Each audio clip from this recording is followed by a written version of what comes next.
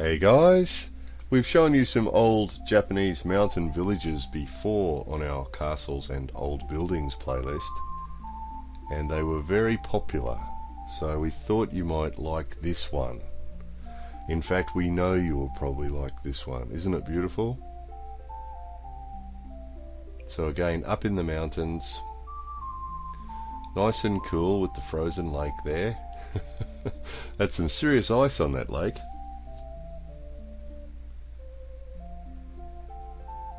And there must be a spring over here, because even though it's frozen up that beautiful old water wheel there, it's actually the water around there hasn't frozen, so we suspect there's a hot spring over there somewhere.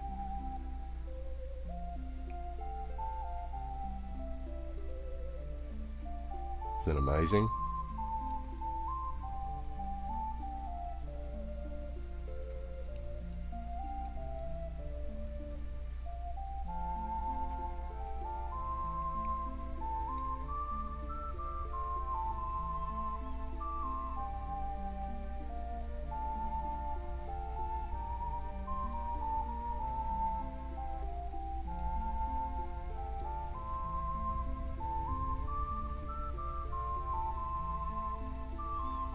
So obviously up here in the mountains the weather gets pretty extreme. At this time when we were here, it was at night it was getting down to -18. So to keep their animals from freezing, they used to keep them inside the house. So quite often when you come into the entrance here, they still have a dirt floor or a stone floor, and then it leads into the barn or stable where they'd keep their horse or their cow or their chickens or whatever it is that they didn't want outside freezing. And then you step through the genkan up onto the wood and into the house itself. There's a beautiful old dory there, a fireplace, and some weaving machines for weaving material, cloth or mats or whatever that they were weaving.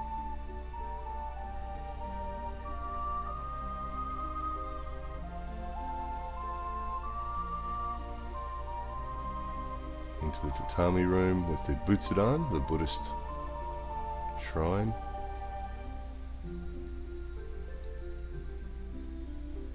And the tokonoma. Tokonoma more for decoration than for religion, but sort of a Shinto or a Zen undercurrent to it, I guess. As you can see, fairly open to the weather, these houses. Pretty cold. Really the only places you'd be warm would be next to those fireplaces, because those walls aren't real thick. And unlike the walls that you often have in city homes that were made of mud, that was good insulation, these ones usually just had wooden walls. And as you can see, they weren't very well sealed, so pretty cold in those houses.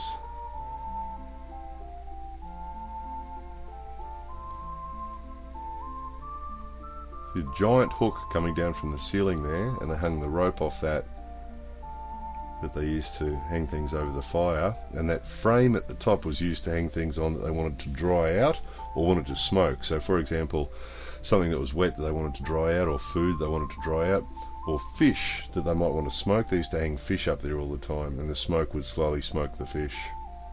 And that thing there is used to set the height of the hook, so you can put whatever you're hanging there higher or lower by adjusting that setting. And of course the fire sits on a bed of sand, because when you have a wooden house with a grass roof, the last thing you want is a fire. So they used to sit the fire on sand to try and keep it safe.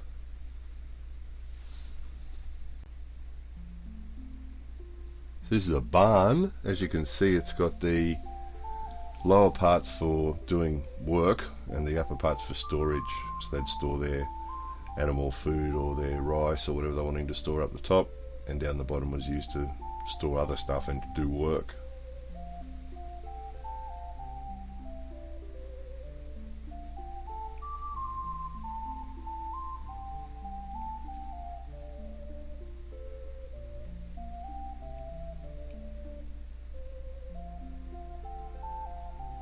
Beautiful old well.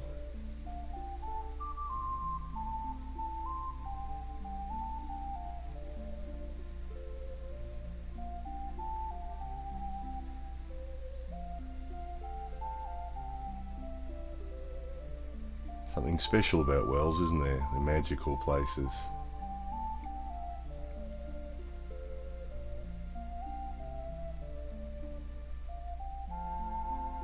Oh, here's another weaving machine. Weaving machine with the mat that they were weaving, and then you can see the mats here around the fireplace.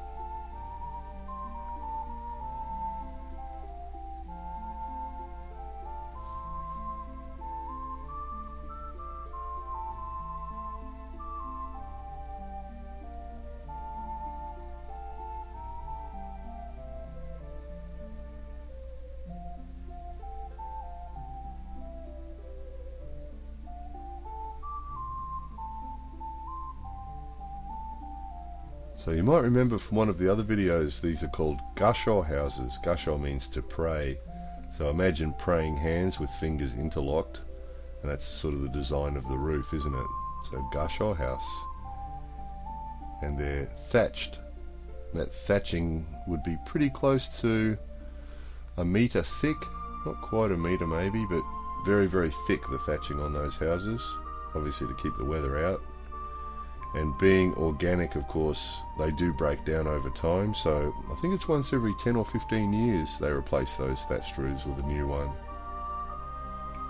And traditionally what they do is, usually the whole town turns out, because you don't want to not have a roof for very long, so usually what they do is the whole town turns up, usually on a nice spring day or something, so that the weather's good, and they remove the old roof and they put on a new roof in a day.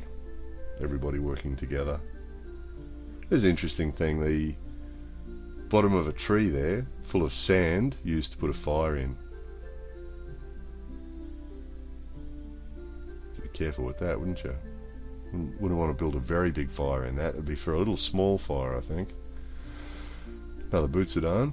Butsudan and tokonoma are fairly standard in most old Japanese houses, and a lot of new Japanese houses as well have a butsudan and a tokonoma, and quite often a kamidana as well, a Shinto shrine as well. We've covered that before, guys. It's I think that's on the castles playlist as well. And you'll notice these fireplaces don't have chimneys, and the reason is that the smoke is just allowed to rise up. The smoke and the heat's just allowed to rise up through the house. And usually on the higher levels here, in the second and third levels of these old places, they used to store their food and other stuff, and the heat from the fire was important to come up here and keep everything dry everything out to stop mold and that sort of thing, of course. And the smoke from the fires was really useful because these thatched roofs were havens for insects, so the smoke coming up from the fires used to help keep the insects at bay. In some of these upper floors, that open those big windows at the end and let the smoke out if they wanted to, and let the cool air through. But of course in winter they keep it all closed up, try and keep the heat in a bit.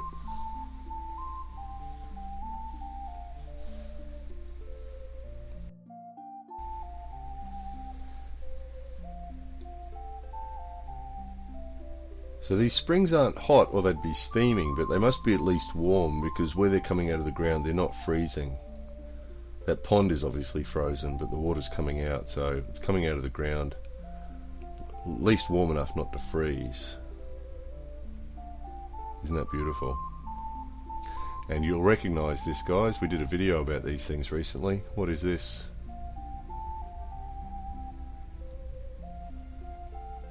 Fine example of an old storehouse, used to store all sorts of things, of course, mostly food generally, but pretty well anything and everything went into the storehouse. Valuables, anything that was important to them.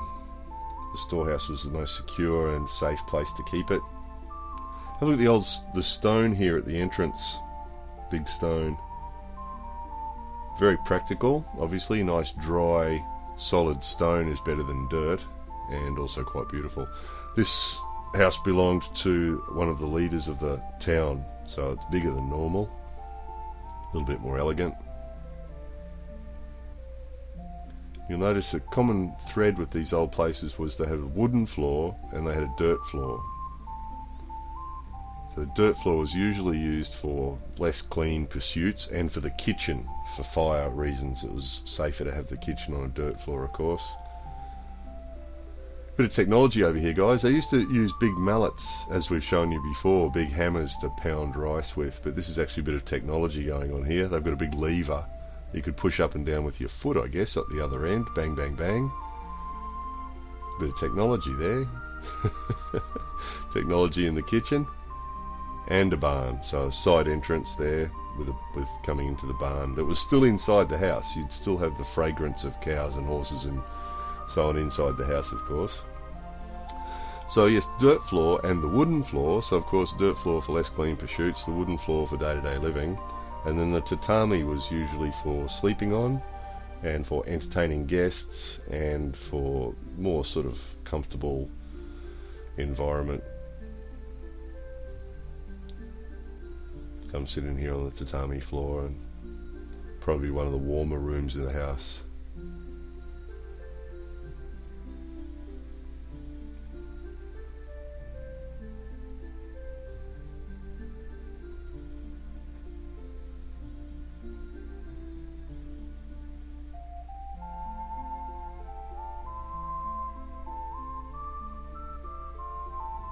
Here's the Woodcutters workshop and house.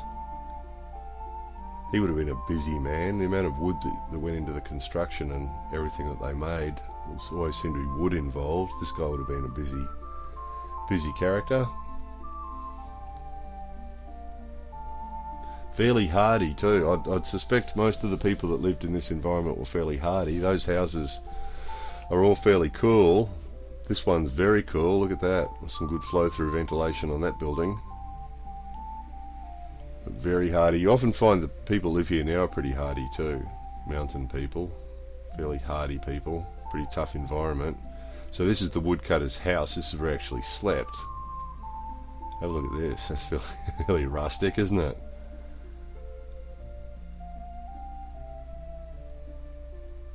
We were noticing as we walked around this town, there really wasn't anywhere that was warm. You know, even inside the houses on the tatami floors, it was still cold. I mean, it was still around zero. It just didn't get that warm. Unless you're sitting right beside the fire, it was about as warm as you could get, but it was pretty cold. Pretty well everywhere was cold. And at night here it was getting down to -18, so inside the houses wasn't that much warmer, really. Difference being, of course, in the city they used to make the walls of the houses out of mud and bamboo, which is an extremely good insulator, but in these old mountain ones they made them out of wood. Not a lot of insulation at all, and not real well sealed, so very fresh. Beautiful old bell. Anybody who's been to Japan will recognize these old bells. Very beautiful, and this is a good example of one. This is a great specimen, this one. So you should have a listen to this. Let's have a listen for this one.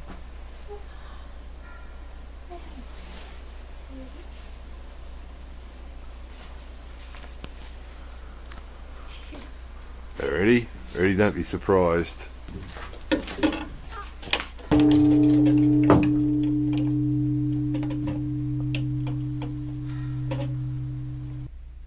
Let's try that again with two hands where we're not holding the camera, see if we can make a better one.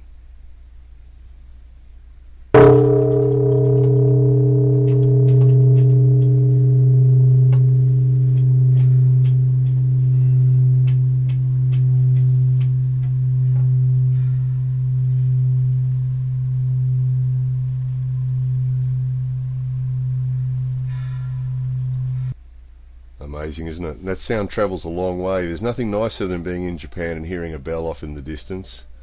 It's a very Japan sound, that one.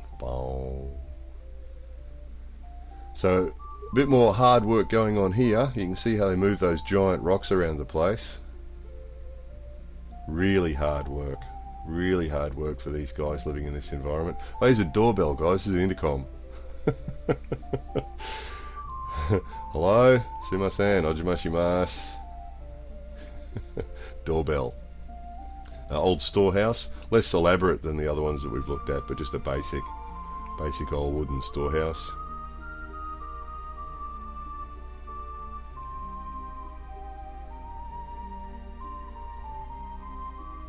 Oh guys, these things, human waste from toilets and animal waste is a very valuable commodity to farmers, and it was and still is in Japan often used in rice fields and in vegetable fields as fertilizer.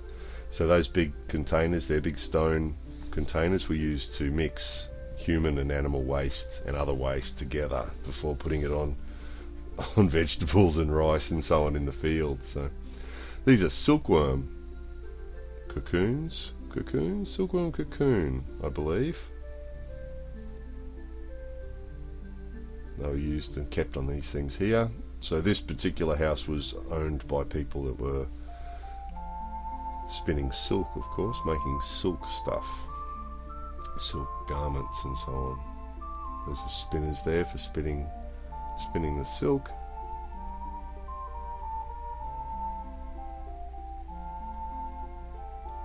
And they made things like this with the silk.